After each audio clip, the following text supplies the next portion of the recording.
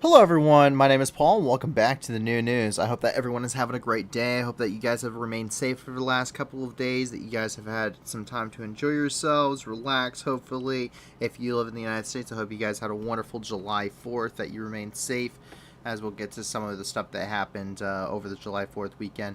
But overall, there's a ton of stuff going on throughout the world. There's a ton of stuff going on in Ukraine, a lot of big developments, out of Russia too, and a lot of stuff just going on all over the place. And a lot of it, unfortunately, just isn't good news. A lot of it is just pretty depressing, a lot of war, famine, drought, death, destruction, that kind of stuff. But luckily, you guys have made this an awesome community where we get to help. You guys have made it so that way we can be the news that can give back, and that's the whole point of the project. We don't just want to deliver the news to you, but we want to be able to give back to the very same news stories that we do, or that we cover here on the channel, and we continue to cover. And you guys have been able to support all of the organizations that we have. So if you go and check out in the description below, you're going to see a ton of different links for a lot of stuff. There's plenty of choices for if you want to back Ukraine. There's plenty of choices if you want to back other parts of the world too. And I want to emphasize the other parts of the world. Ukraine, of course, is getting the spotlight right now, but a lot of other places in the world are suffering. Millions of people are suffering. There's record numbers of internally displaced people. Specifically, I want to turn your attention over to the Horn of Africa, where children under the age of 5 are specifically at risk because they can't fend for themselves. 90% of Somalia is dry. They're going through the worst drought in the last 40 years, and there are roughly about 5 million children that are suffering from at least acute malnutrition. That number is grown to about 1.2 million children between Ethiopia and Africa, or Ethiopia and Somalia rather, that are in severe and deadly states of malnutrition. And refugees, as a result of the war in Ukraine, have had to get their rations cut by about half, and that's pretty significant when you consider that 90% of Ethiopia's Tigray region requires humanitarian aid to survive. So it's pretty significant. It has huge impacts. They're undergoing immense amount of climate change and severe weather within that region, and I just want to emphasize these places that just don't get the spotlight. We're never doing super chats on this channel. We're never going to push merchandise to you guys. We're never doing any of that. The 100% of what we do is going towards trying to help people globally. You guys allow us to do that. You guys have built an awesome community, and we're constantly looking to add more to this list. So if you can, check out our website, check out, even better, our Discord. You can jump into the Discord community there and check out everything being said, but you can get in touch with the staff member on there and let us know. Send us a link of a charity you have and some basic information about them, and that lets us get the vetting process started. We have two main requirements. First of all, we want to be able to go through some history with them. We want to be able to vet and make sure that you're not going to get scammed. We don't want to put any of our viewers at risk. So we vet to make sure these are authentic organizations that you can donate to, that the money is going where it says that it's going, and that we can go through tax records and financial records and everything else, spending habits, and we can go through and we can vet that ourselves. On top of that, 80% or more of all of the charities that you see in the description, 80% or more of their donations that all of those charities receive actually go to helping people. We're not looking to pay salaries or administration's costs here. We want to help people. So that is our second big bullseye that we're looking for whenever we're going for this. We don't want to be paying salaries. So 20% or less of any donations they receive go to salaries, go to administration's costs, paper pushing, and that way more money is going directly to helping people. And some of them are far exceed that. Brothers Brother Foundation, which works exclusively right now, they are working inside of Ukraine. 99.6% of all donations go directly to their programs, meaning they go directly to helping people in Ukraine, and only about 0.4% of what they receive go towards salaries, administrations, the works, the bureaucracy has to go along with that. So go and check them out, and we'll actually have a little bit of something regarding one of them here, because one of them popped up in the news today. But without further ado, I'm not going to take any more time with this introduction. We're going to jump right in here into the news going on here in Ukraine, and we have a couple of different points. It being 48 hours, we want to hit the highlights all over what's happened over the last 2 days. And an immense amount of infrastructural damage is really what it amounts to. And we see, and this is going to be a common theme throughout this entire section of this stream and video for you guys, is just an immense amount of shelling. According to Denis Shmyhal, who is the Prime Minister of Ukraine, quote, "The total amount of direct damage to Ukrainian infrastructure due to Russian aggression already exceeds $100 billion USD. That is an immense amount of destruction. That's almost an inconceivable amount of destruction inside of this country. But it's very evident as to how that has happened. When you take a look at places such as Mariupol, you take a look at Slavyansk, Lysychansk, and any of the minor villages that are anywhere around here, or doesn't even have to be minor. I mean, just take a look at what Irpin, Hostomel, Bucha, Borodyanka, Chernobyl, even Kiev, what all of these locations went through during this war. Kharkiv, which it hasn't even been completely destroyed, but Kharkiv has taken really significant damage. And it continues to do so as 6 to 8 missiles a day, at least according to citizens from Belgorod, Russia, are leaving from Iskander missile sites in and around Belgorod, Russia, and hitting Kharkiv because their normal artillery just can't reach. We still receive more and more reports regarding shelling going on in Chernihiv and Sumy Oblast. Mostly small private enterprises have been destroyed. Not a lot of significant damage, to say the least. There's not a lot of. They're not really hitting major population centers with this artillery, but they are destroying things. They are hitting villages, and there have been a few deaths as a result. Kharkiv, of course, is still getting shelled. Just not a lot coming out of Kharkiv at this point. As we jump down here, you see some very big changes on the map, probably, if you've been watching this before. And I want to cover this right out the gate. We did change the map to represent that all of Luhansk has been taken. I have heard enough from enough sources at this point to say with a good general certainty that even if all of Luhansk has not entirely fell as an oblast yet, that it will be doing so as we speak. Luhansk, there is no good strategic position left. They were still trapped into a pocket, and we have not heard anything since the fall of Lysychansk, really, of any activity on the part of Ukrainian forces. So it's pretty safe to say that at this point they have probably withdrawn out of the pocket. They have pulled themselves away from the danger of becoming encircled, which sucks because you had to give up Luhansk to do that. But that allows them to redouble their efforts in Bakhmut, and we're starting to see some more activity once we get over here into the Kherson Oblast. But the main thing that came out of this area is actually here in Slavyansk, which is actually part of the title of the video. And that is the fact that there's pretty brutal shelling that happened in Slavyansk, something that's more reminiscent of what occurred during, the fall of Yugoslavia, the breakup of Yugoslavia back in the 90s. And that was part of the major incidents that happened, was the fact that the Serbs shelled a Bosnian marketplace. And that's what we see has happened here, unfortunately, in Slavyansk. A Russian missile struck the main market in the city. It killed at least 2 people, has injured another 7, at least according to officials, and we're seeing this everywhere. But it's pretty extensive damage, and it's pretty terrifying. I mean, Slavyansk, we're seeing that bombardment, it has shifted, I think, at least in my personal opinion, and I can't confirm this, I'm not on the ground, I don't, I run a YouTube channel for a living, folks. Well, I don't do it for a living, but I run a YouTube channel. But from my expertise, this heavy of a bombardment is usually emphasized prior or as a screening for Russian movement.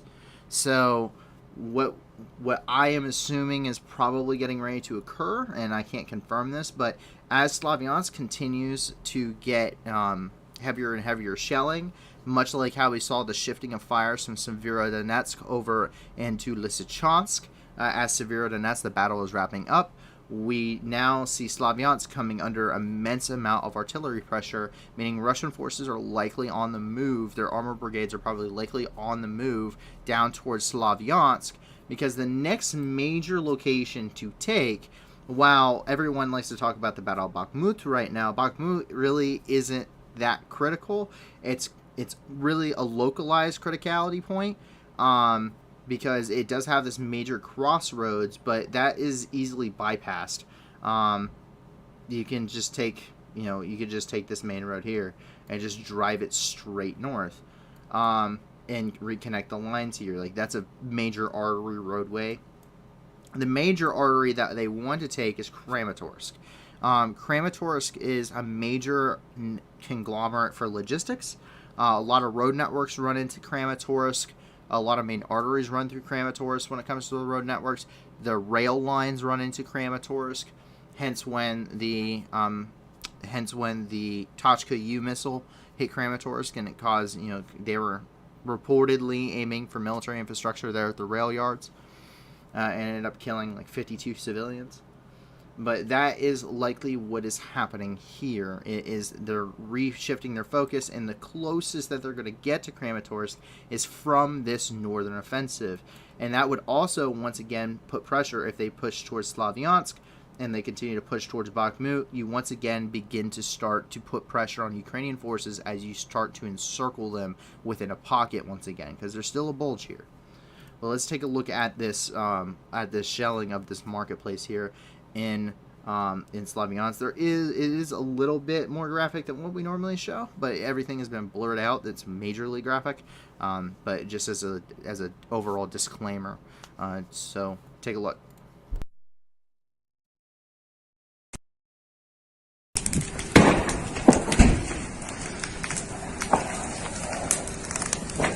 Фашисты ебучие российские. Посмотрите, что вы делаете.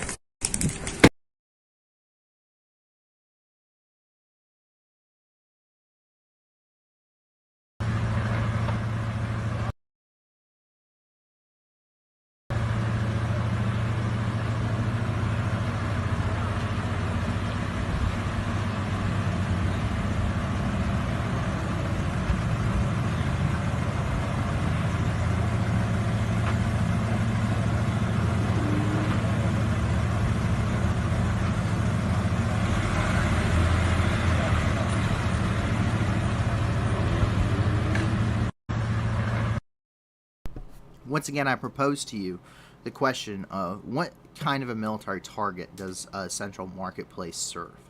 And the real answer is it doesn't serve a military target. And that's kind of me probably beating on the dead horse a little bit here, is the fact that there's been over 31,000 cases, at least according to Ukraine, of crimes against Ukraine and its citizens. And specifically, that's crimes regarding international customary humanitarian law, and as well as the Geneva Conventions and all three protocols of the Geneva Conventions. And keep in mind, the Geneva Conventions do 100% allow for fighting in urban environments, and also allows for collateral damage and loss of civilian life. However, it's the systematic targeting and the purposeful targeting of civilians that really separates it. And that's what we see over and over and over and over and over again throughout the entire duration of this war. Is it's not just a disgruntled group of Russian troops that are going around, like a death squad. It's not that whatsoever. It's almost, without having documents in hand, very much a very systematic targeting of high concentrations of civilian populations. And under Protocol 1 of the Geneva Conventions, it's not to say you can't target civilian populations in any way. You certainly can. You have to, as a military planner, limit the scope of whatever you're using, whether or your methods of combat, you have to have make reasonable, comprehensive decisions as to what ordnance you're using, your rules of engagement, etc., when going through and clearing or bombarding locations such as a high concentrated civilian population to minimize collateral damage. The heavy use of saturation bombardments using BM-21 Grad systems and DPK-30s really does not show whatsoever a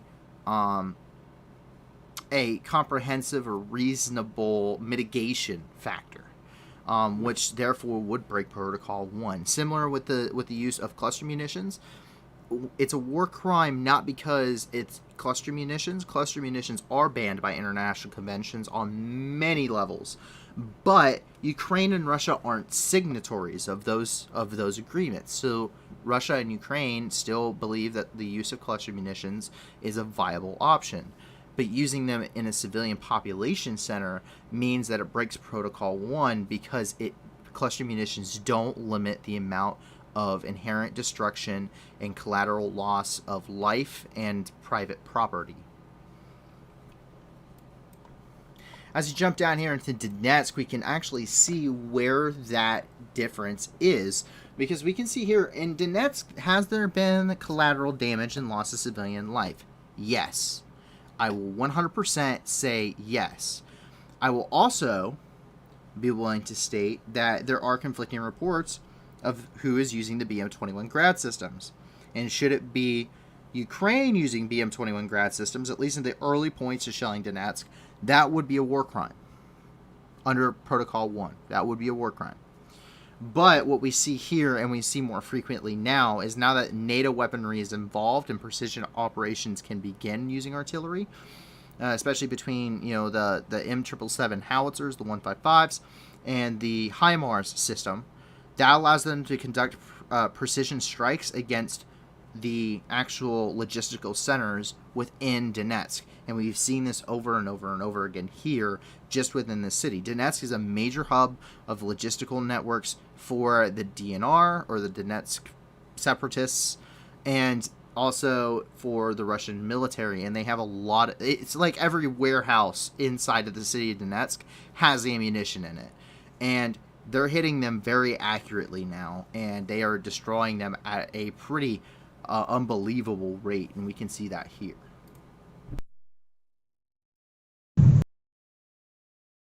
Ты думаешь, мы тут проедем?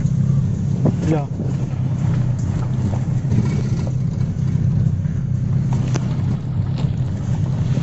Ой-ой-ой, вон глянь, пуль.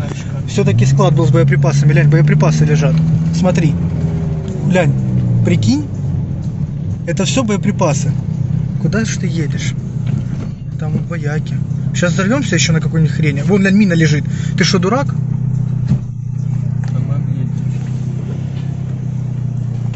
Ой, Дима, ё-моё. Давай только аккуратно, пожалуйста.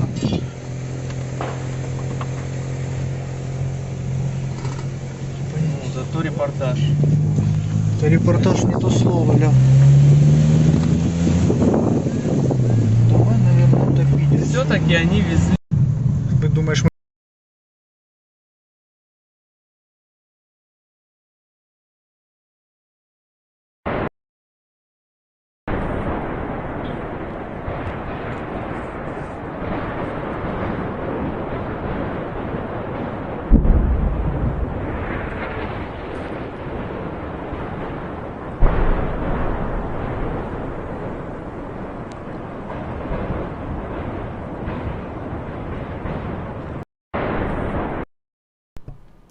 Now, something I want to point out, and so there's a couple things that need to be said. Something that Russia states quite often is the fact that the Western community doesn't recognize the loss of civilian life against, Russian-speaking people within the DNR and LNR.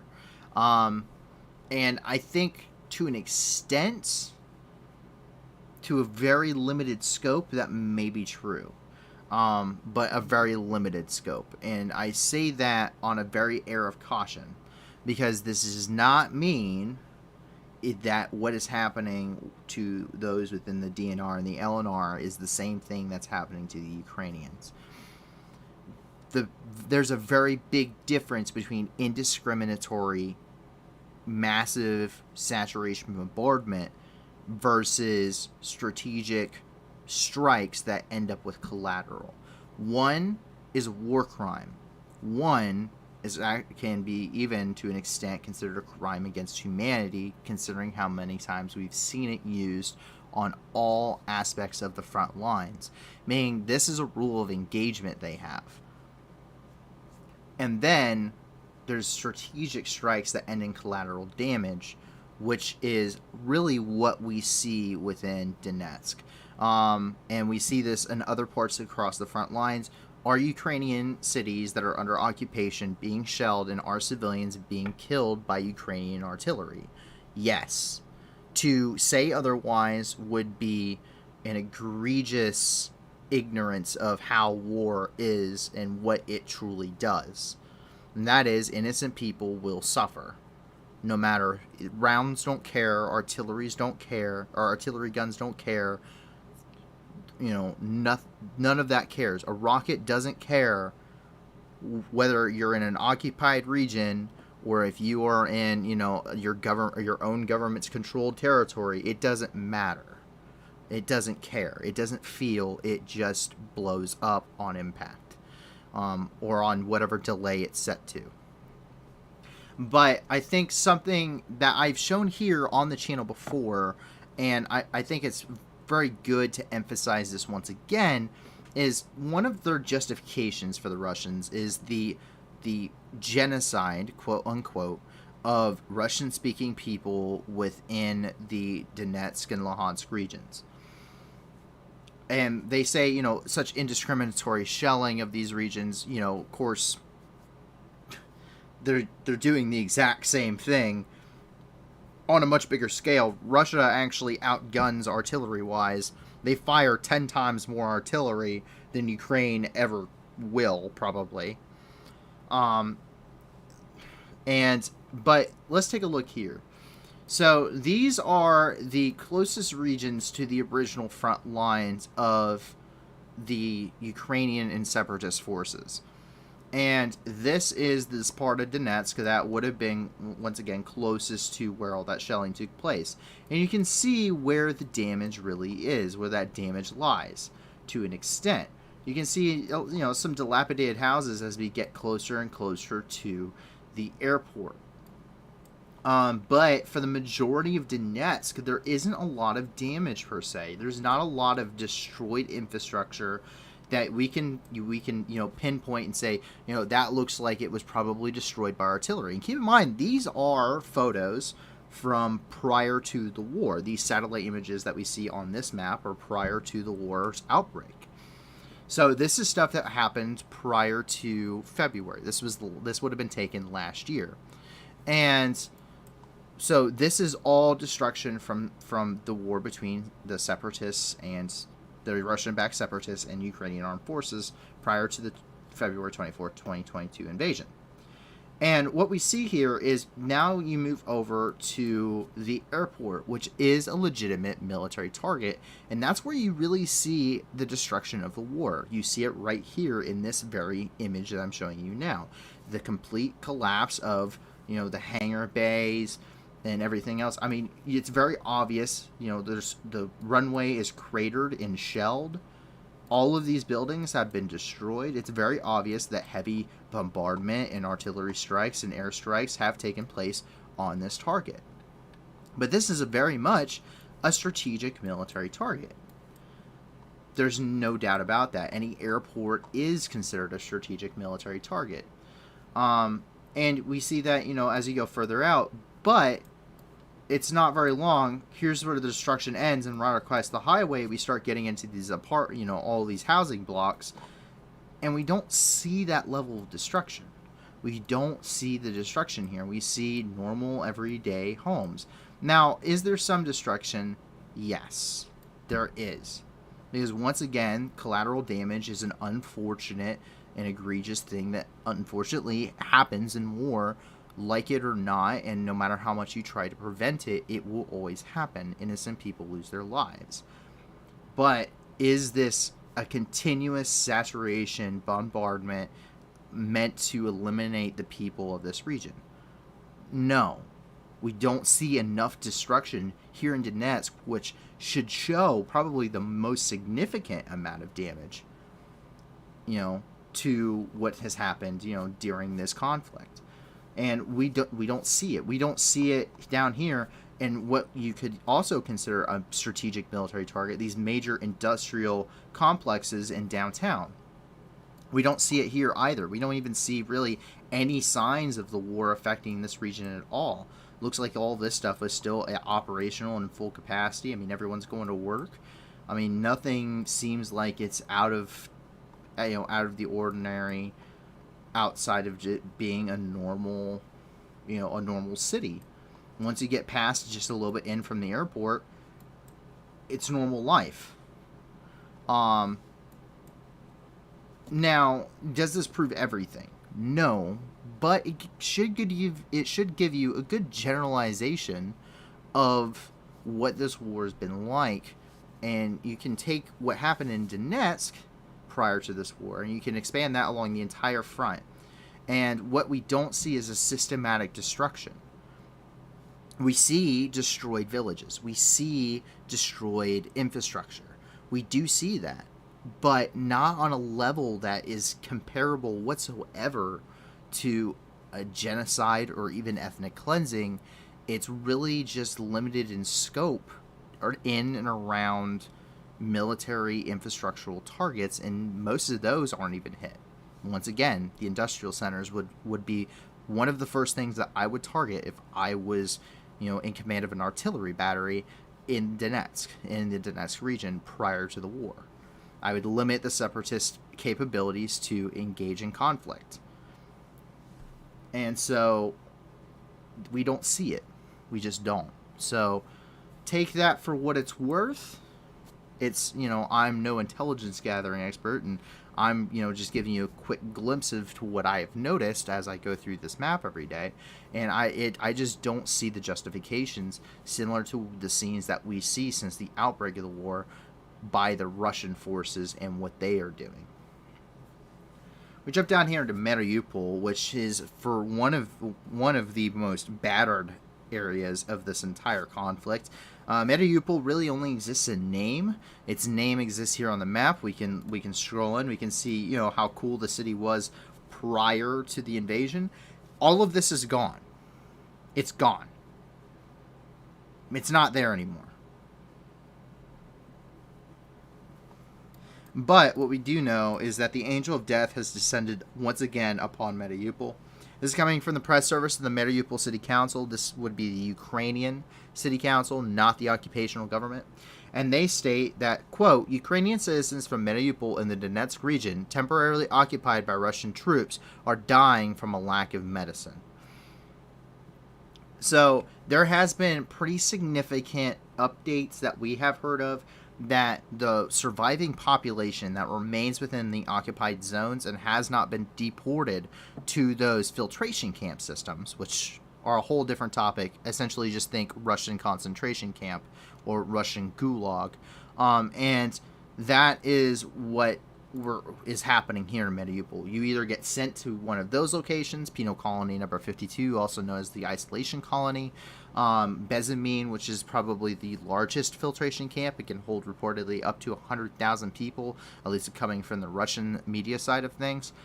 And there is no running water, there is no electricity, there is no sanitation, there is no gas or any commodities or amenities inside of Mariupol. There is extremely limited, very, little if no humanitarian missions in Mariupol itself. People are collecting rainwater out of craters left in the road for drinking and bathing and cooking and everything else that they have to do because they can't get it. This stuff is contaminated with human feces. It's contaminated with because there's a ton of people still, their bodies trapped underneath the rubble that is slowly being cleared out. But, as they decompose, they turn into this, unfortunately, this kind of, give you a very vivid picture here, kind of a gooey puddle that essentially can run through the rubble. And as it rains here, that's kind of getting carried away, and it's collecting with the rest of the water inside these craters. And so there's a lot of sickness, there's a lot of cholera, there's a lot of things that are, you don't think of in a 21st century city. But that is causing an immense amount of sickness. That's causing an immense amount of death. And there's no medicine, there's no food, there's no shelter, there's no sanitation that's coming into the city to limit the spread of the diseases, and to limit the infection rates of these diseases, and people are dying because of it. Same thing if you had pre-existing conditions. If you were diabetic, you're not getting insulin. It's not happening. You're going to have amputations, and those amputations, there's no medicine in the city. It's not going to be in a sanitary hospital. It's not, because the hospital's been destroyed with everything else. You are going to probably not get an anesthetic. You're going to go through a Civil War style amputation with no painkillers or anything, and you're probably going to have an extremely high infection rate, and you are putting your either way, you take a very good chance of losing your life to either diabetes, or you end up losing your life to the infection that grows into your leg if you were to get one. And there's no treatment. There's no antibiotics to fight the infection. So that's really the decisions being made here. On top of just general starvation, dehydration, and everything else that's already, if you're healthy, is a problem.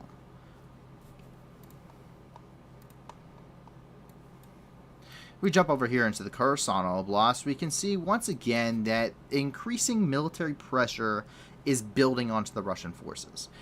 Ukrainian forces, since the fall of the Luhansk, really could use a win right now. They really could. And there's been a lot more information over the last few weeks as to stuff happening in Kherson Oblast. And when I say a lot, I mean one thing, every other night or so. But considering we went weeks without hearing anything from Kherson, we will take what we can get. And coming from internal sources within the Kherson Oblast, there's a lot more artillery that can be seen from Kherson and Chernobivka, and other surrounding areas within the region, meaning that Ukrainian forces and the fighting is pushing closer to them. They know this. But as this military pressure is building onto the Russians, there's also reportedly from sources there within the oblast that pillaging has increased on the part of the Russians. And the sense of, and the feeling is amongst Ukrainians in this region that Russians are pillaging and taking what they can now while they have the chance, because it seems like Russian forces may be on the withdrawal here soon.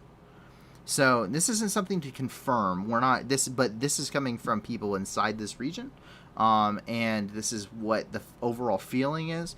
We'll see how well that pans out, but the pressure is certainly mounting. We know that. We've known that for a couple of days now, and it doesn't seem to be de-escalating whatsoever. It doesn't seem to be stagnating or stalling. That front, this bulge especially here in this front, is pushing towards Kherson, and the train doesn't look like it's going to have enough time to break before it runs into the tracks. So we know that this was already a concern. Both the ridges over here, the one here next to Kherson, the other one over by Novokakova, are mined. They're ready to blow should Russian forces need to retreat across the river and separate them across the Dnipro River, and make it much harder. We also know that from Kherson Airport, that's where a large contingency of helicopter forces and air forces were located. They have since relocated south of the Dnipro River over here by Chaplinka, at a homemade air base out in this region, at a field post. We know that they have left that airport because it was no longer strategically viable, and it put those valuable assets into a dangerous position where they are at risk of receiving Ukrainian artillery strikes on them. But we can take a look at some of this here. So this is coming from the Institute of the Study of War, a very reliable resource. I highly recommend this. This is coming. They have an image from the FIRMS map. This is a map that shows. If you've never used the FIRMS map, it's really, really cool. I highly recommend it. But the FIRMS map, basically, what it does is it's a NASA satellite, but its entire purpose is to detect wildfires going on throughout the world. This satellite is able to pick up heat sources coming from fires. And if you go over, because a lot of Kaliningrad runs on coal, and a lot of it's coal fire, you go over Kaliningrad, you get a ton of fires all over Kaliningrad. It picks up vehicles that are on fire, it picks up house fires. I think it will even pick up your campfire to an extent. But this has allowed us, as these major fires are breaking out, because tanks are blowing up, artillery is hitting, buildings are on fire, all of this, it really allows you to get a general depiction of, where are the artillery strikes happening, where is the heaviest fighting going on, because we can see right here, this bulge is a little bit newer. This isn't even one depicted on the map. Ours is depicted, this one over here, to some extent. But you can see there's an immense amount of artillery barrage in this vicinity, meaning that there's more fires in this vicinity, meaning indicating, without certainty, but a good indicator that very heavy fighting is taking place within this general vicinity of the map. Same thing with over here by Sniorivka. Looks like some pretty intense fighting in and around the village, which likely indicates a Ukrainian counterattack into this region. So there's a couple of different things that we're really noticing, and it's pretty significant. So it's a great tool. I recommend that you guys, if you're interested in trying to get the most up-to-date intelligence you can without paying thousands of dollars for Maxar, it's free. You guys can go and check it out. It's the NASA FIRMS map, or the Fire Information Resource Management System.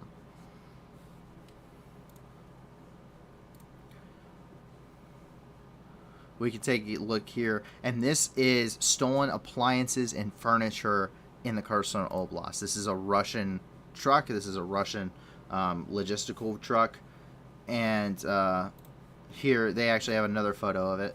In case you're wondering if it's a Russian vehicle, yes, it is. They have the invasion markings on them, but that is a good indicator that we saw this very similar ideology before the Russians withdrew from the northern part of the country, and we're kind of seeing it start out again here in the south. And I think we think it's probably because of the military pressure mounting, as these forces are probably depleted. Because the Russians only have so many troops. They've been focused on holding Kherson and trying to stall the Ukrainians. But there probably hasn't been a lot of troop rotations out of here, because when we're up here on the other side of the country, the Russians were trying to advance and encircle the Ukrainians on 9 axes of advance. That is a very significant number of troops and troop concentrations and BTGs and logistical coordination and support, major efforts, your main efforts and your supporting efforts. All of those have to come together, and that's just basically pulling anyone you don't need just to hold the line is going to the Luhansk Oblast, which is kind of what we saw. And now there's pressure over here in Kherson. Any troops that are here that just got done with this heavy fighting and are still trying to close this pocket would have to be redirected all the way across the country over here to the Kherson Oblast. And at that point, these BTGs that are already holding the line are at least partially depleted, and therefore they are no longer at full strength, and they're no longer going to be completely combat effective to begin with. So every single day they're not really getting replenished, and they're just taking losses without really much support coming from the back end, other than here's some ammunition, here's some food, here's some gas. If they can get that. as we've seen the issues rise up with that before too. Come over here into Mykolaiv, where the Korabelny Culture Center was hit with a missile here in Mykolaiv. And here's a picture of what it looked like before the strike. It was a very nice facility, a nice, big piece of civilian infrastructure, a lot of, museum and culture and artwork and literature. And then here it is after the strike. It's been completely destroyed.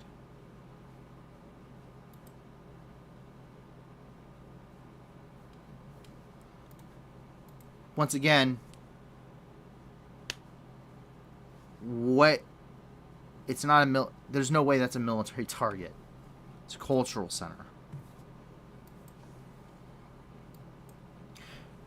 But we end Ukraine on a little bit of good news. There's been several developments about Snake Island, and first the Russians withdrew, and then we got then we saw the photos of the Russians actually withdrawing, and we saw the strikes of them hitting it.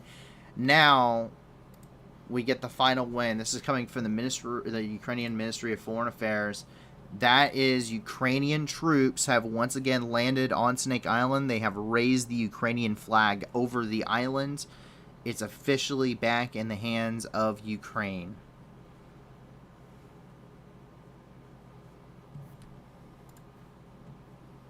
So there you go, everybody.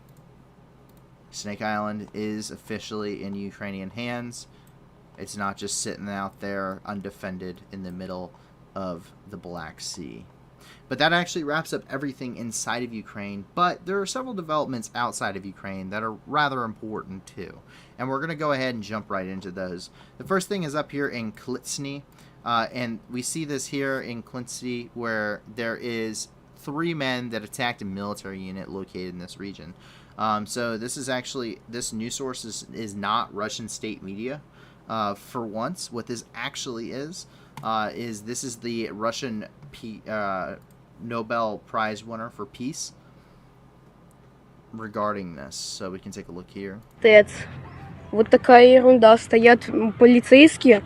Тут кровавые следы. Недавно стреляли. Мы тут живем. Ну, классно. Идем. Кровавые следы. Здрасте. Здрасте. И вот это ТЭЦ, клинцы. Вот такая вот ерунда. Стоят полицейские машины, стреляли. Следы вот сюда куда-то уходят из травы. Я не знаю, видно ли на солнце, но тут дикие следы, вот они, вот. Походу тут кто-то был и тут стреляли. А мы вчера... Looks like the kids are following a blood trail. But apparently gunshots erupted there about 4:15 a.m. As a couple of men were trying to break in to basically like a police department or a housing location. They were wearing all black clothing, and there was gunfire exchanged between the military and the individuals of the attack. And here's a statement. Looks like this is coming from the Russian Ministry of Defense.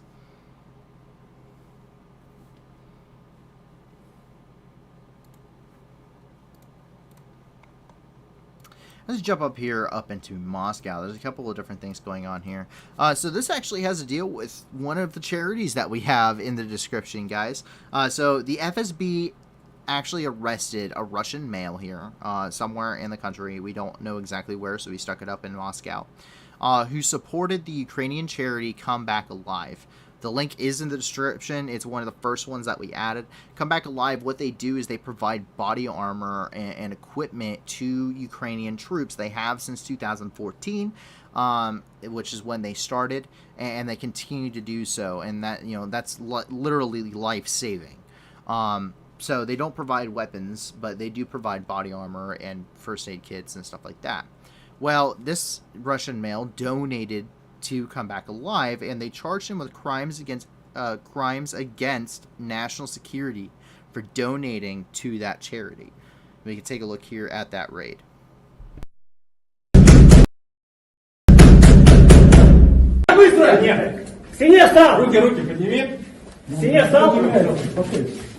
Кто в квартире? Никого нет.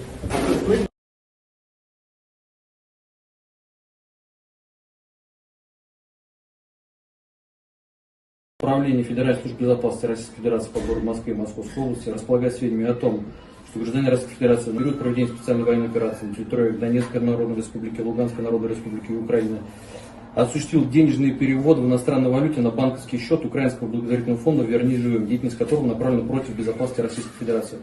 Указанные действия создают условия для... So if you too would like to piss off the FSB in Russia, please donate to come back alive.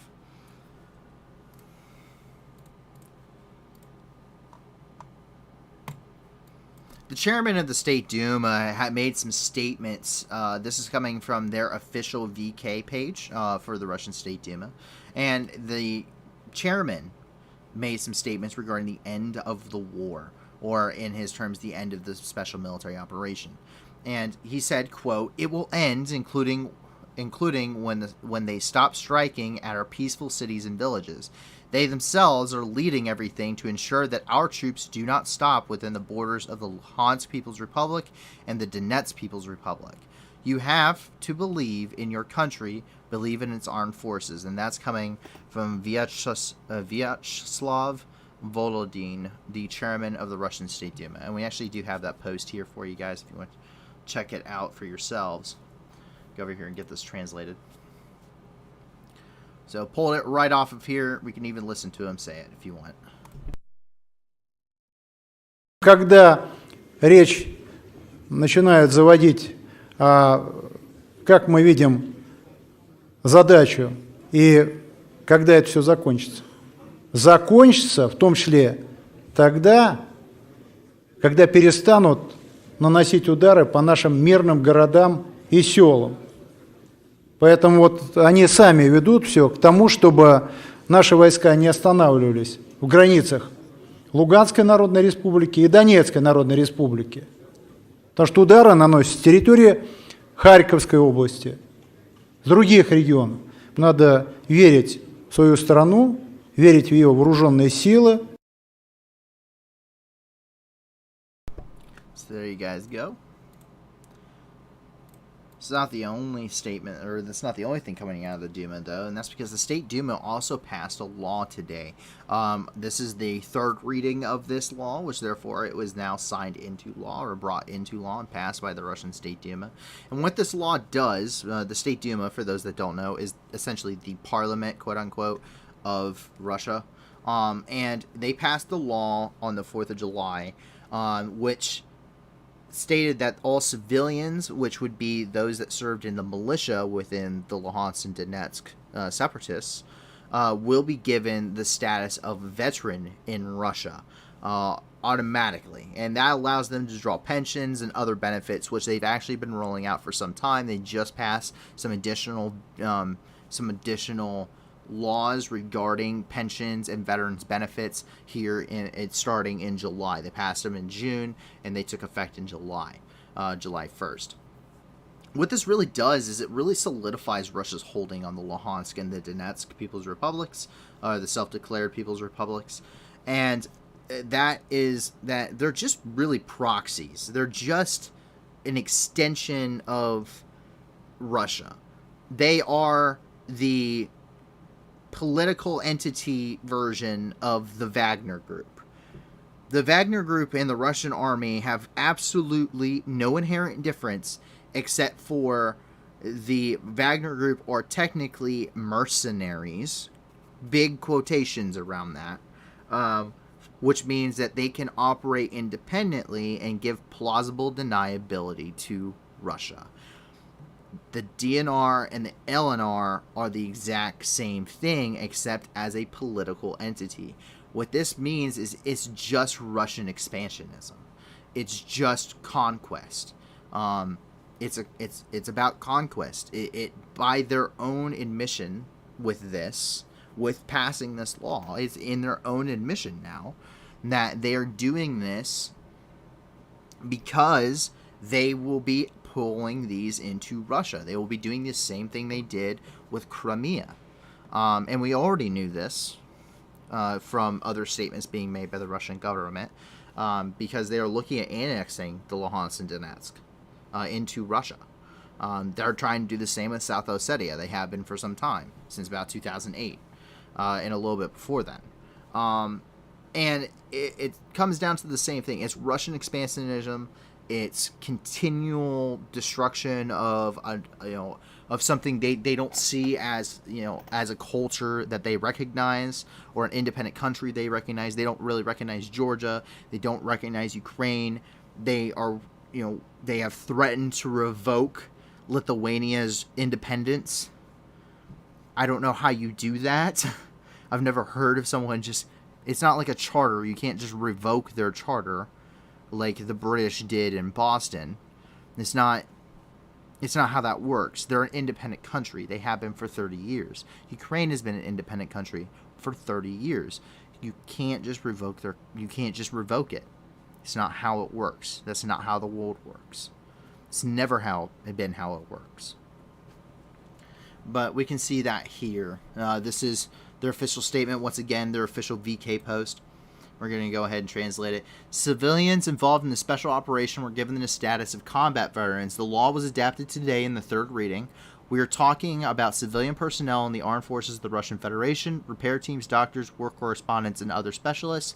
After the adoption of amendments to the law on veterans, they'll be able to receive social support measures, tax, and other benefits. They show heroism during the special military operation and deserve support of the state. And this is coming from the chairman of the State Duma once again. So not only does that cover the militias, but it also covers, obviously, war correspondents. So if you work for RT and you are currently filming near Bakhmut right now, which we do know RT is filming near Bakhmut, because we've seen them at the artillery lines there near Bakhmut, shelling that the Bakhmut-Lysychansk highway, then that means that you are now a combat veteran. You have the exact same benefits as a Russian soldier who is on the front lines and fighting this war, and of course, probably getting killed fighting this war too, as we know that the Russian losses are pretty staggering.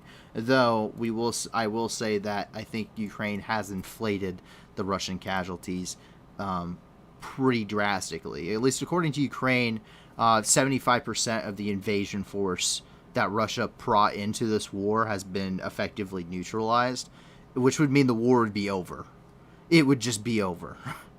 So, do take casualty rates with a grain of salt. We don't really report on casualties very much here, outside of we know that 2 people were killed here, or 2 people have been killed here from the official government. But that's not the 38,000 Russian troops that have been killed in action approximately. Like no. We don't report the combat casualties. Russia has also disagreed with the scope of the UN's humanitarian rights monitoring mission to Ukraine, their report.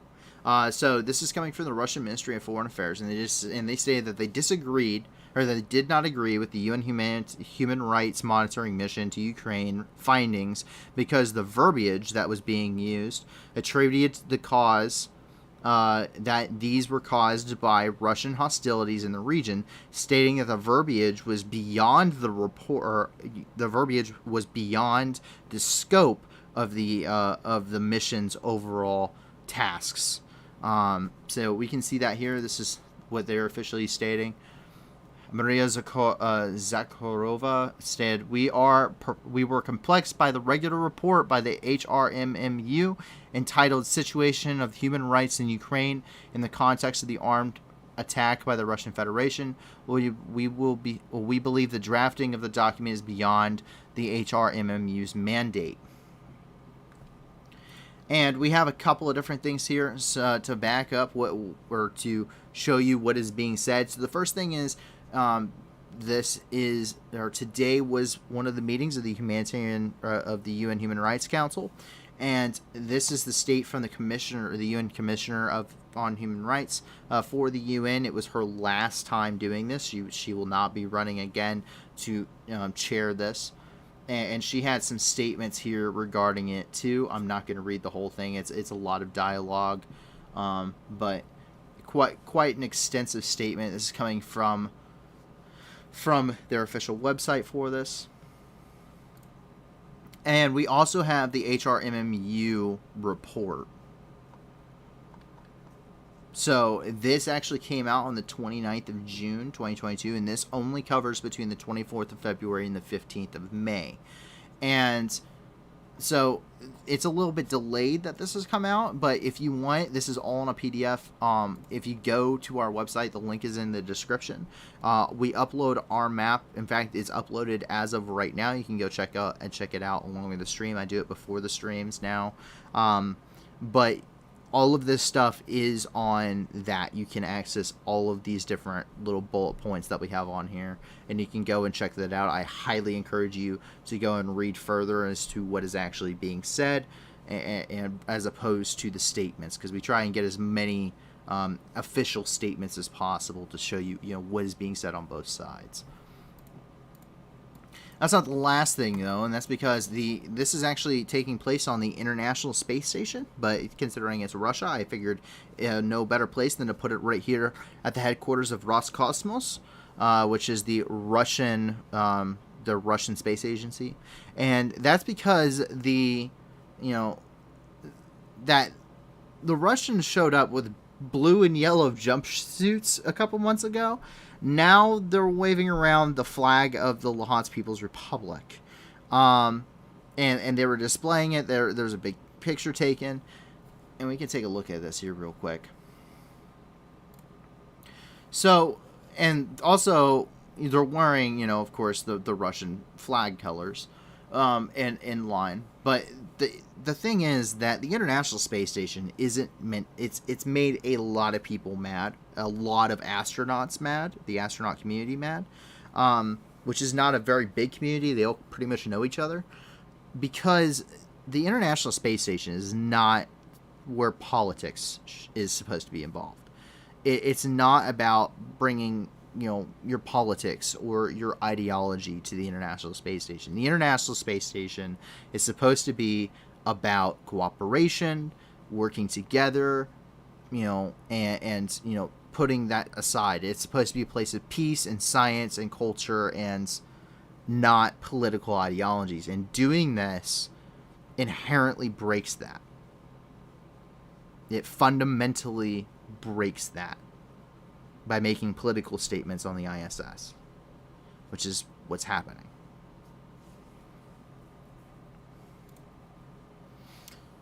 And Ukraine is saying that, or has asked that Russia be excluded from all international space programs.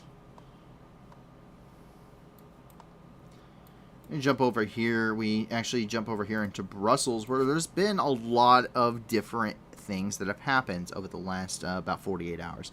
The first thing is that Canada has completed today the ratification for Finland and Sweden. So in Canada's book, it's a thumbs up. They're good to go. And we can see this from Reuters, who's reporting this on their site. This is an historic day for Finland, for Sweden, for NATO, and for Euro-Atlantic security. President Putin tried to close NATO's door. We now demonstrate that NATO's door remains open. I commend all allies for moving so quickly in accepting Finland and Sweden's applications for membership. And I want to thank Turkey, Finland, and Sweden for their constructive approach. The trilateral agreement they signed at the Madrid summit made today possible. I know all three parties are working hard on the implementation and robust follow-through, especially in the fight against terrorism. I really hope for a quick ratification process, and as you know, we made a memorandum of understanding between Finland, Sweden and Turkey address the concern of Turkey when it comes to security and terrorism. And we will honor that memorandum and follow up on that. And we will also have a joint mechanism. So I hope that the three countries, Sweden, Finland, and Turkey, could see that this is a good memorandum that leads to that the Turkish parliament also feel that they can ratify our agreement. And that's because today, not only did Canada ratify that, but that's because altogether NATO, the basically the parameters regarding the ratification of Finland and Sweden have been established. So they are now set. The stage is now set. Canada has already given the thumbs up that they have been ratified in Canada, the United States. The Congress has already received letters from the President requesting that they be ratified by U.S. Congress. And so the dominoes should fall rather quickly. Those are two of the biggest players, and we should see that, Germany right along with it, France, and then the others, soon after or in line with that. In light of these events, though, Finland did report that Russian troops have withdrawn from the Finnish border, and over 100 armored vehicles and trucks have now gone as seen, or have now left as seen on satellite footage. So, a pretty major withdrawal from Russian troops from the Finnish border. Pretty significant. Putin did try to save face, though, considering he a lot of the issues that he has brought up is the fact of NATO expansionism. And that has been a large platform for him since coming to power, was stemming at NATO expansionism, especially following 2004, in which 9 separate countries joined the NATO alliance. And now he's saying it's totally fine for countries to join NATO.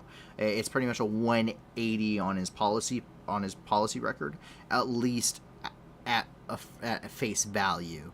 Under his statements. Now, his actions may prove differently, but we can take a look at this here. Членство Финляндии и Швеции в НАТО – это совсем не то, что членство Украины в НАТО. Это совершенно разные вещи. Значит, из Украины начали делать антироссию, плацдарм для того, чтобы попытаться как-то раскачивать саму Россию. Начали бороться с русской культурой, с русским языком, начали преследовать людей, которые чувствуют себя частью русского мира. Ничего подобного в Финляндии, в Швеции нет. Это совершенно другая ситуация. Ну, хотят, пусть вступают, пожалуйста. Для нас членство... He says it's a completely different situation than Ukraine trying to join NATO. How?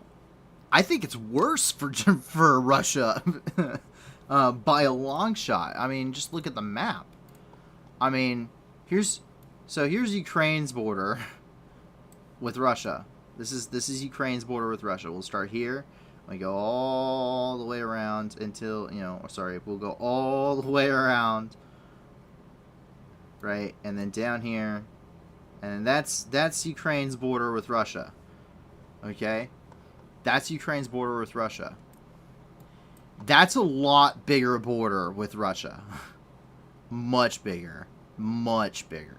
That is, Finland joining NATO doubles the amount of, land that NATO now sits next to Russia with.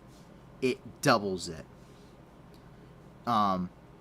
If you talking conventional, if a conventional conflict were to break out between Russia and NATO, saying that Finland and Sweden, were already ratified, it would not go well. If you take nukes off the table, it would not be pretty.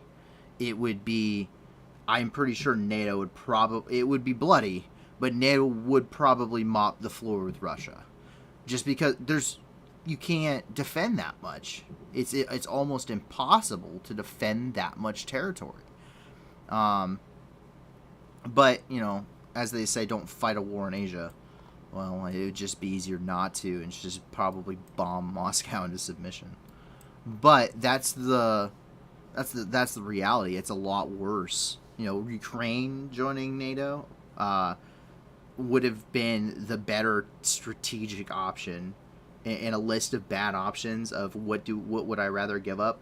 I would much rather give up Ukraine's border with Russia than Finland's by a long shot. It's a ton of land that I now have to defend, essentially, considering I see them as hostile.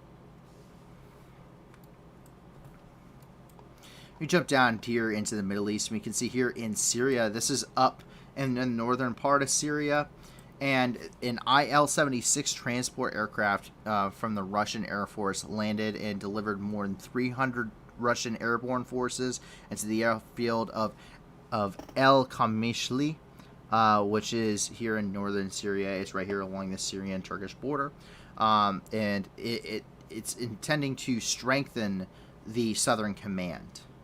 The Southern Command is really just Syria. They operate in Syria. They are very flexible within Syria. They have a lot of different assets they bring to bear in Syria.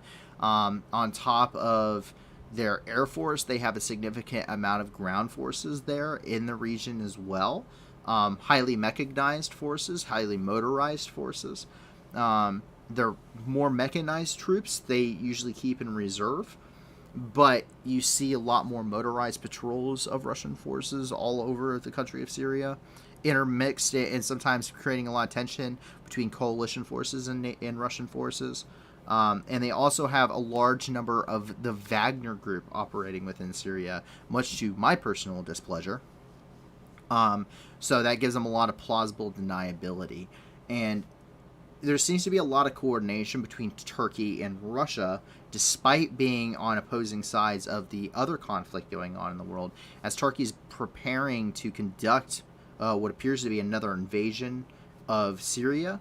There's been a lot of coordination between Russia and Turkey that makes it almost seem as though they're actually planning on doing this jointly to an extent, or at least the Russians are going to keep their holdings and they're within the region, and the Turks and them are just kind of get along as the Turks move southbound, and Russia's not going to assist Assad at all. Is really kind of what we're taking up from this.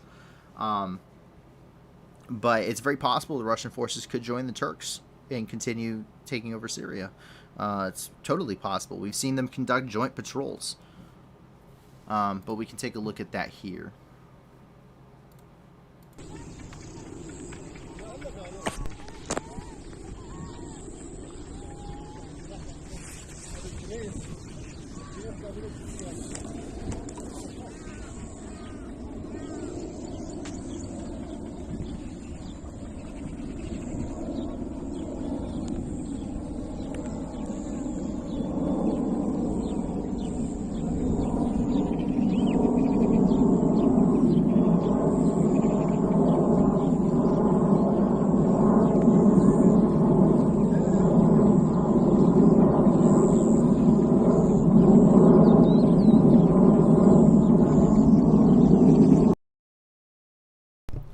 Now, there is not...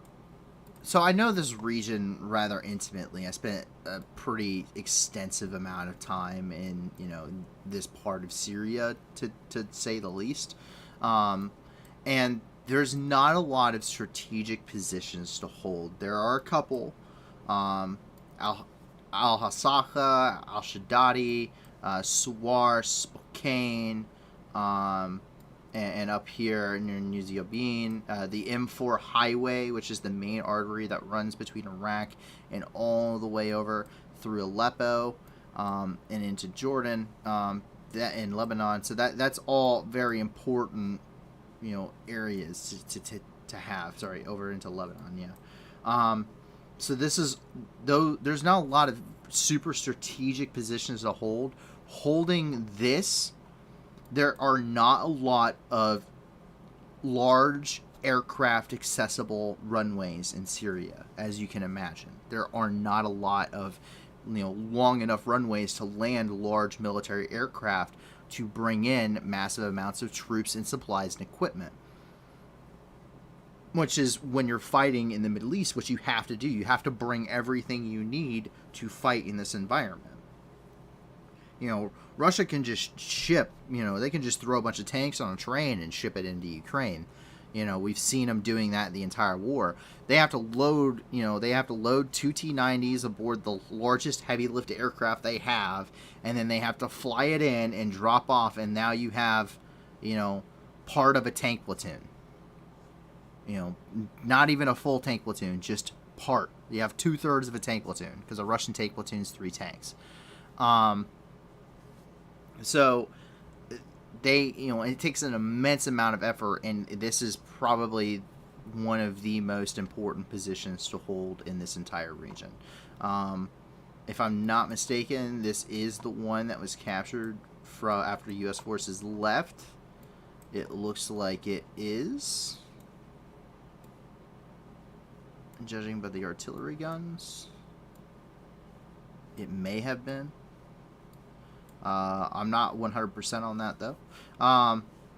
There were a couple of different sites. It didn't necessarily go to all of them, but there's not a lot of airfields here, so pretty important that they hold that, and that's probably why they're landing such a significant amount of troops in the region.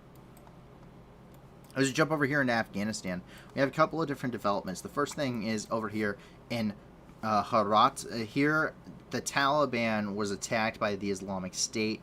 2 people were killed and dozens more injured. The target was the 207th Taliban Corps, the Al-Farouk, and they were at first it was pretty much unknown who was behind the attack, but the Islamic State did end up claiming responsibility, and they released a video of the ambush. They used small arms and IEDs, of course, which is their usual go-to methods, and which resulted in 20 security officials, which were killed and injured in total. Let me take a look at some of this. You can see that's the bus that was attacked.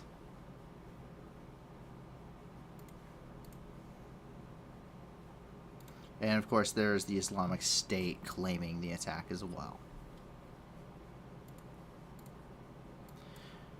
Jump up just across the border, across Afghanistan into Termez, which is here in Uzbekistan. And that's because 5 rockets were fired from Taliban soil or from Afghan soil over into Termez. It is unknown who fired these. Is likely going to be the Islamic State, who we know is operating rather heavily in this region and has conducted this exact same attack before. This is pretty much their exact same attack pattern as before. They said that 5 rockets were fired on the settlement of Termez by unidentified people. That there were no casualties, though several houses several civilian houses were damaged. But once again, no one has yet taken responsibility for that shooting.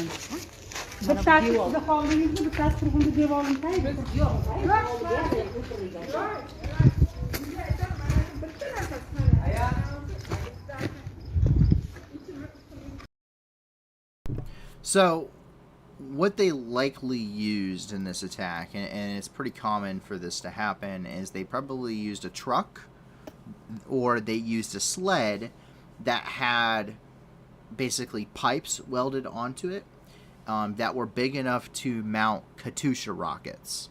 And they put these Katyusha rockets and they will launch them from homemade platforms like that, either on a truck, or they'll have them on sleds that they can easily drop down the desert. It's very simple. It's a very, very simple mechanism that they put together. Anyone that has any basic, welding skills can do this. Any kind of creativity and some welding skills, you could put that together as long as you have the Katyusha rockets, you could do this. And it's relatively expendable. It allows them to emplace very quickly and then immediately displace. They can fire off these rockets. It's a very common tactic all throughout the Middle East. Kataib Hezbollah did the same thing when they fired rockets on the U.S. Embassy, and you saw that once again, in Iraq. That was a pretty, overall in Iraq that was a big issue. Erbil, the rocket attacks on Erbil, that was the same kind of thing that happened. Afghanistan, very similar, and Syria as well. Except once again, going to be using technicals for that. They're going to be mounting them on the back of trucks if it's in Syria. We jump down here just across the border into Pakistan, where a terror attack ended up killing 2 and injures 10. This is from the Tehreek-e-Taliban Pakistan group, which is the Pakistani Taliban. That's all that is, also known as the TTP. And they conducted a terror attack. They had a motorcycle. They packed it with explosives. They went to a government convoy, and they detonated it.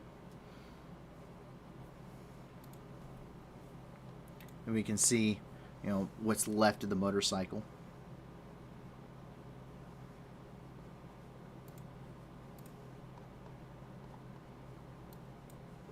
Jump over here into China, and a very large COVID outbreak actually occurred here in the Anhui province, where almost 300 Chinese people they were infected in a single day.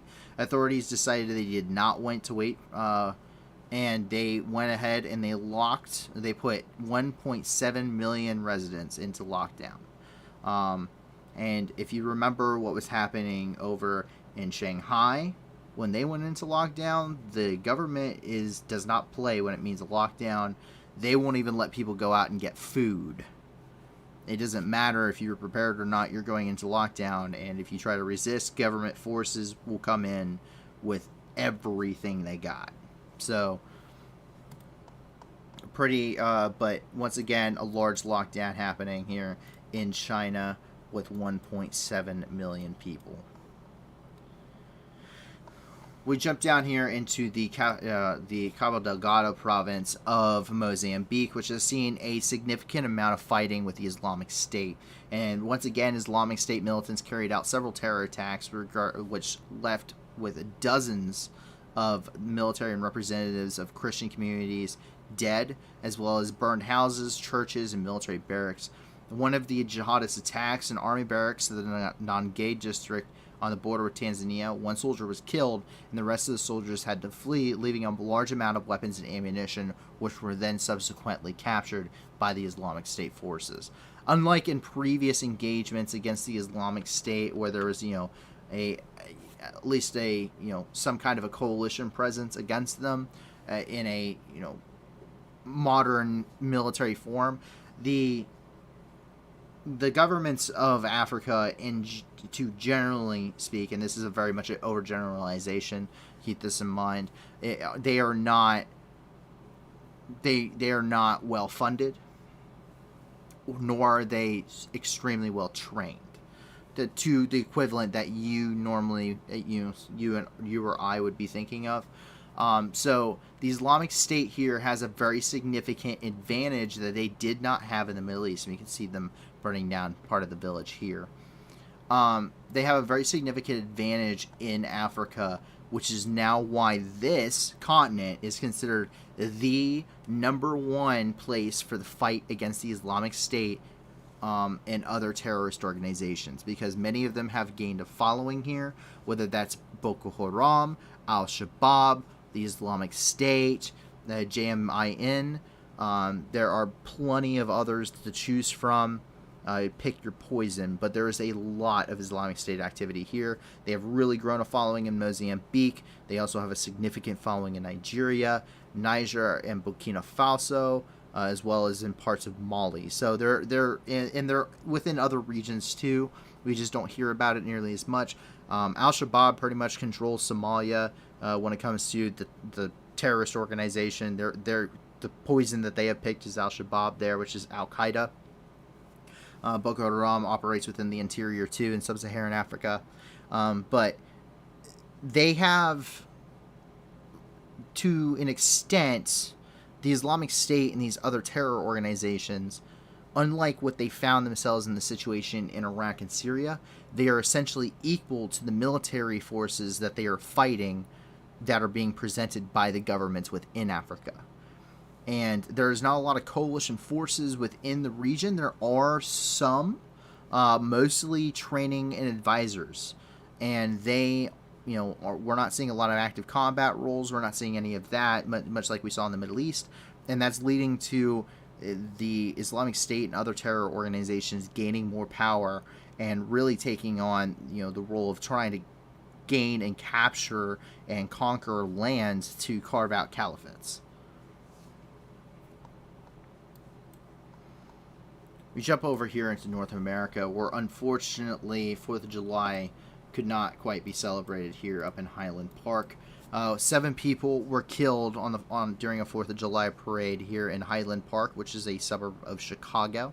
The gunman killed 7 people and wounded dozens more after firing a high-powered rifle, quote-unquote, from a rooftop onto a crowd attending the Highland Park's 4th of July parade.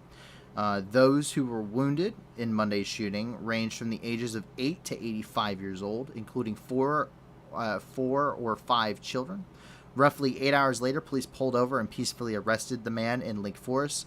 They said that what they said was a suspect in one of the worst mass shootings in Illinois history. Robert Bobby Cremo III, or 21 years of age, who authorities say is currently the sole suspect, used a high-powered rifle to fire on parade goers from the rooftop of nearby businesses. And now we can finally get into some interesting and hopefully some uplifting things after all of the death and destruction. And that is because we can go over here where sugar-eating bacteria could provide biofuel for aircraft. And I'm going to try and say this. Streptomyces bacteria created an explosive molecule when sugar is eaten. By breaking down the sugar into amino acids, a special enzyme is activated which is suitable for creating organic chemistry products. American scientists claim that it can be used as an alternative biofuel for aircraft, thus carbon emissions will approach zero. Significant aircraft and travel comes at a cost, especially to the environment. And it's not the contrails, it's the fact that these aircraft burn a very high octane form of diesel called JP8, and it's jet fuel, and it's much like your car, which burns so much. Your car or your truck, if you have a diesel, it burns so much. It burns so much gas. You get so many miles per gallon. These are burning insane amounts of fuel. I mean, insane amounts of fuel. And they're doing it, these things are going 400 or 500 miles an hour, and they are doing it, for hundreds of thousands of miles. And they're making these legs daily for extended periods of time. The amount of, carbon emissions that come off of aircraft is quite staggering, even in comparison to just everyday cars. Finding something like a biofuel that would work for an aircraft is going to be very important going forward, and I'm hopefully going to see some further implementation, or at least some kind of a hybrid approach to aircraft flight if they manage to do this. You jump over here into France, where we can see here, this is in Morlaix, France. And we can see marine worms may be the key to extending the life of organs for transplantations. So it's a marine worm that breathes both underwater and on land. And the reason that it's so important for organ transplants is the fact that in between the time, when these organs are being, transported, that way they're still usable. You can keep these usable longer, because this worm produces a very special type of hemoglobin, and hemoglobin is a molecule in your blood. It creates an oxygen balloon. Such as a molecule can increase the lifespan of organs for transplantation before they are transplanted into a patient. So there's a French company called Hemarina which has developed a product using marine worms and is now currently undergoing testing.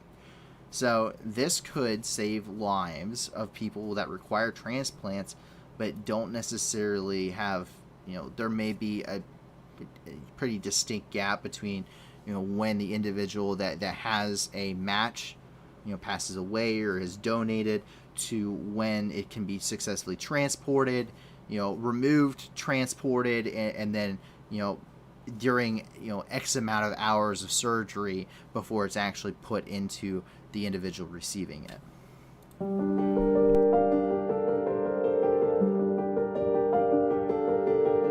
Et j'ai trouvé chez ce ver qui a 450 millions d'années l'ancêtre de nos globules rouges. Sauf que cette molécule n'est pas encapsulée dans des globules rouges, elle est extracellulaire, elle n'est pas glycosylée, elle n'a pas de typage sanguin. Donc ce qui en fait un intérêt. Et ce ver, en fait, donc moi ce qui m'a intéressé, c'est essayer de comprendre comment ce ver était capable de respirer à la fois sous l'eau et dans l'air.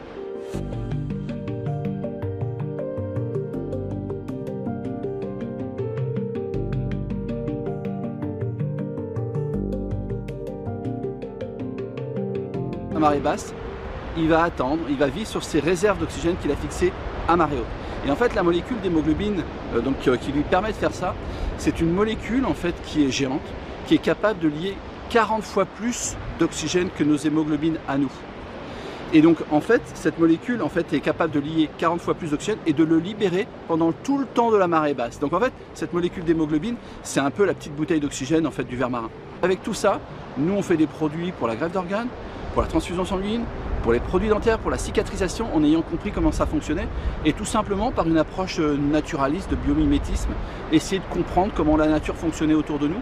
Et donc on refait dans les blocs opératoires ce qui se passe ici, marée haute, marée basse, c'est l'équivalent en médecine de ischémie-reperfusion.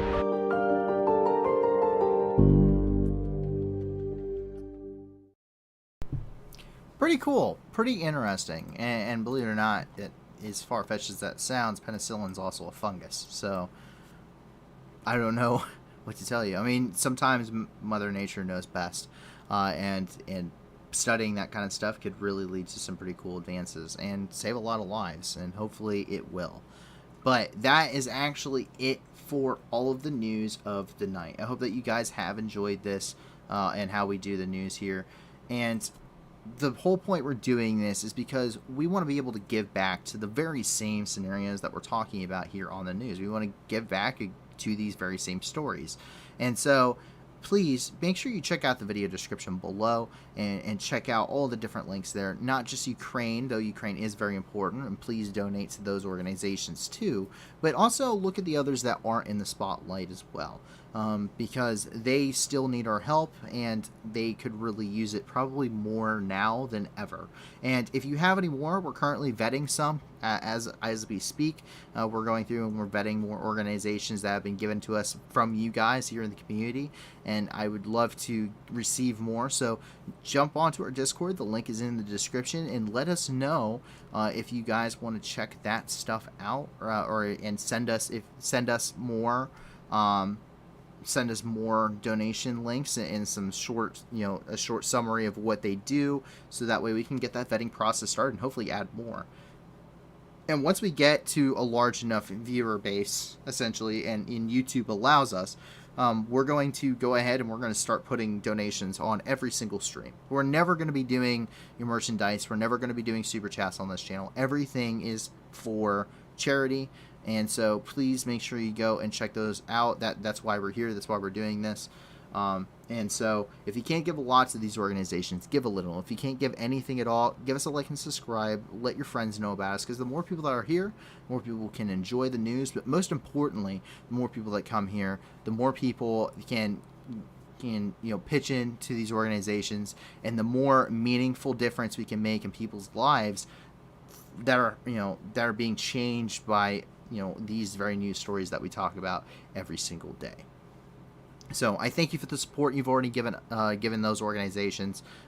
It really means a lot to us, and also, of course, the channel. The support you guys have given us for the channel is amazing, and I can't thank you guys enough. Please thank the staff. They're the ones that really put this together. I simply lend my voice. They're the ones that are doing the research, and finding all this stuff and sending it so that way we can get it added to the map and get through and vetting the resources and everything else. So they do an immense a lot of stuff. That are all volunteering to do this. So I can't thank them enough, and make sure you give your thanks to them too. But I hope that you guys have enjoyed, and hopefully you guys will be back with us tomorrow at 10 p.m. Eastern Time, 9 p.m. Central for another 24 hours in review of the world news. And so please be safe. I hope that you, your friends, and your family remain safe. And if not, I hope that you do find that safety and security in the very near future. I don't really want any of the viewers to be going through any of the situations that we're talking about here on the news, or any other situations you might find yourselves in. And so please, I hope that you find that safety and security in the near future. I hope you guys enjoy the rest of your night. Have a wonderful Wednesday. Tomorrow, it's the middle of the week. We're already there. And so hopefully we will be able to see you guys once again tomorrow. My name is Paul from the New News, and have a fantastic rest of your night. Bye now.